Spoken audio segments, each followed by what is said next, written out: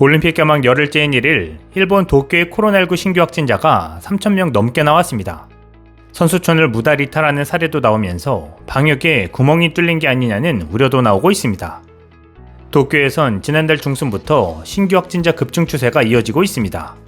이날까지 7일간 일평균 감염자는 3,105명으로 일주일 전과 비교해 2.1배 수준으로 폭증했습니다. 일본 전체로는 1만 177명의 신규 확진자가 파악돼 나흘 연속 1만 명대를 이어갔습니다. 특히 중증 환자도 약 5개월 만에 다시 100명을 넘겼습니다. 올림픽 관계자 감염도 이날 18명이 추가되면서 지난달 1일 집계 시작 이후 모두 259명의 누적 확진자가 나왔습니다. 지난 30일 스가 총리는 올림픽이 감염 확대의 원인이 되지 않는다고 말한 바 있습니다. 이날 조직위 기자회견에서 무토 사무총장 역시 스가 총리 생각과 같다고 말해 일각의 올림픽 중도 취소 여론을 차단하려는 자세를 보였습니다. 대회 조직위는 도쿄올림픽 선수촌에서 선수와 관계자 28명이 방역 지침을 위반한 사실을 파악해 처분을 내렸다고 밝혔습니다. 특히 조지아의 유도 메달리스트 2명이 도쿄타워 관광에 나섰다가 선수촌에서 퇴출 조치를 당하기도 했습니다. 선수촌의 선수들은 정해진 훈련과 경기 말고는 선수촌을 벗어나면 안 되지만 이들은 지난 화요일 도쿄타워 등 시내를 활보하고 다닌 것으로 드러났습니다. 플레이북에도 숙박시설을 벗어나는 것이 가능한 곳은 활동계획서에 기재한 경기장이나 업무장소 목록에 규정된 한정적인 장소에 가는 경우뿐이라고 규정하고 있으며 관광지나 일반 식당, 술집 등에 갈 수 없도록 제한하고 있습니다. 앞서 조직위는 마약 단속법 위반 혐의로 체포된 올림픽 관련 외국인 스태프의 아이디카드를 박탈한 바 있습니다. 또 선수촌 내 구역에서도 일부 선수들이 술을 먹고 소란을 피워 경찰까지 출동했고 이를 경고하던 대회 관계자가 다치기도 했습니다. 29일에는 도쿄올림픽에서 활동하고 있던 심판 2명이 코로나19 판정을 받고 격리하던 중 당국의 승인 없이 외출하는 사건도 벌어졌습니다. 올림픽을 위해 일본에 수만 명이 특례 입국했으나 이들을 관리하거나 안내할 인력이 부족하고 시스템도 허술해 플레이북 위반 사례는 곳곳에서 이어지고 있는 것입니다. 표면에 드러난 사례만 이 정도라 실제로는 다수의 사례가 더 있는 것으로 알려져 방역과 관리에 구멍이 뚫린 것 아니냐는 비판이 커지고 있습니다. 선수들의 경기 현장을 전하는 외신 취재진들의 상황도 좋지 않아 항의가 끊임없이 이어지고 있습니다. 주최 측은 대회 관련 입국자들이 일반인과 접촉하지 않도록 버블 방역으로 코로나19 확산을 억제하겠다고 큰 소리를 쳤는데 이로 인해 동맥경화에 가까운 상태로 대회가 진행되고 있는 상황입니다. 입국한 지 14일이 지나지 않은 취재진은 대중교통 이용이 금지되기 때문에 조직위가 제공하는 전용 버스나 택시를 타고 숙소, 메인 프레스센터, 경기장을 오가야 합니다. 그런데 전용 버스는 목적지까지 직통으로 가는 경우가 없고 중앙 환승센터에서 갈아타야 하며 노선별로 1시간에 한 대 정도가 운행하기 때문에 단거리를 이동하는데도 오랜 시간이 걸리고 있습니다.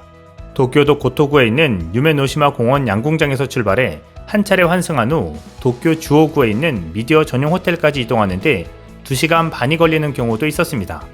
양궁장에서 해당 호텔까지 택시를 타는 경우 이동거리는 약 10km이며 20분 정도면 이동할 수 있지만 교통편을 제한한 탓에 이동에 많은 시간을 소모해야 하는 셈입니다. 또 TM의 운행 스케줄은 수시로 변경되기 때문에 출발이 임박하면 일정을 수시로 체크해야 합니다. 현장에 제 시간에 도착하지 못할 것을 우려한 외신 기자들은 이런 점을 고려해 아주 일찍 출발해야 합니다. 조직위와 국제올림픽위원회는 코로나19 확산 방지를 위한 거리 두기를 강조하고 있으나 차량이 부족해 어깨를 맞대고 빽빽하게 탑승하는 상황이 일상적으로 벌어지고 있는 것입니다. 택시의 일종인 TCT를 타면 편하게 이동할 수 있으나 예약 전화 연결이 매우 어렵습니다. 전화가 연결되더라도 수요에 비해 공급이 적기 때문에 예약 성공 가능성이 작다고 합니다.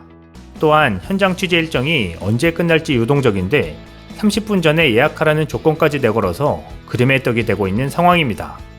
반면 일본 현지 미디어는 교통편 이용과 관련한 제약에서 외국 언론보다 상대적으로 자유로운 것으로 알려지고 있습니다. 손님을 위한 편의보다 자신들의 편의만 신경 쓰고 있는 것입니다. 한편 도쿄올림픽 선수촌에서 한국인이 식사하는 사진이 SNS에 올라오면서 일본에서 화제가 되고 있습니다.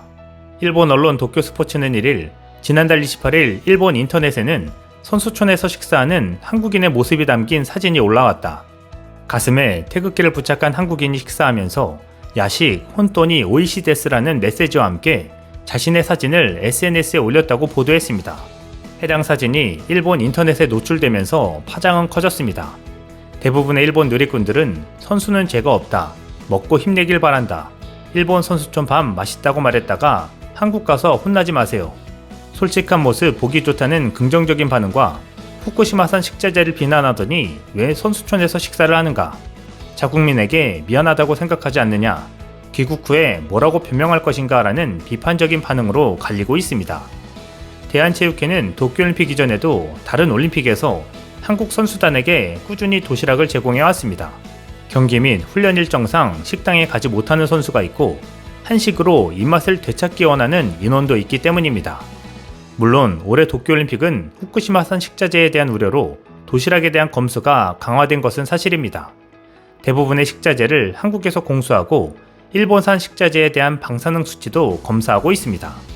그렇다고 대한체육회가 한국 선수단의 선수촌 내 식당에서 식사를 엄격히 금지한 상황도 아닙니다. 특히 도시락은 삼시세끼만 제공되고 있습니다. 선수가 야식을 원할 경우에는 24시간 운영되는 선수촌 내 식당을 이용할 수밖에 없는 상황입니다. 그런데 주목할 점은 이 선수가 먹은 메뉴입니다. 사진 속 선수가 먹은 것은 함박스테이크와 피자, 그리고 스파게티였습니다. 후쿠시마 측에서 조직에 제출한 제공 가능한 식품 목록은 복숭아, 토마토, 광어, 가다랑어, 쌀, 돼지고기 등이었습니다. 선수가 먹은 메뉴에는 후쿠시마산 재료가 전혀 들어가지 않았다는 것입니다. 토마토 스파게티였다면 문제가 됐겠지만 사진에 찍힌 스파게티는 붉은색이 아닙니다. 그렇다면 이 선수는 철저하게 메뉴를 생각하고 간 것으로 보입니다. 한국 선수단에서 수차례에 걸쳐 후쿠시마 식재료가 쓰이는 메뉴들을 잘 습득한 것입니다. 식욕이 왕성한 선수가 야식으로 후쿠시마 식재료가 들어가지 않은 음식만 골라 먹고 일본인들의 반응을 테스트한 듯 보입니다.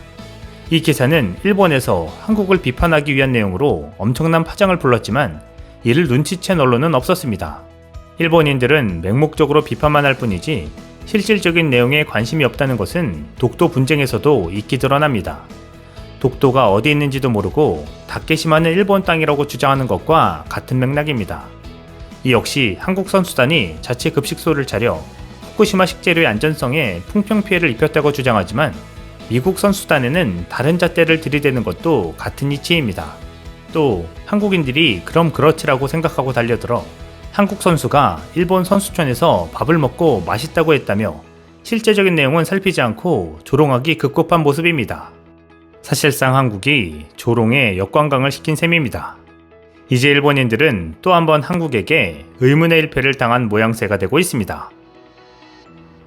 이상 시윤TV였습니다.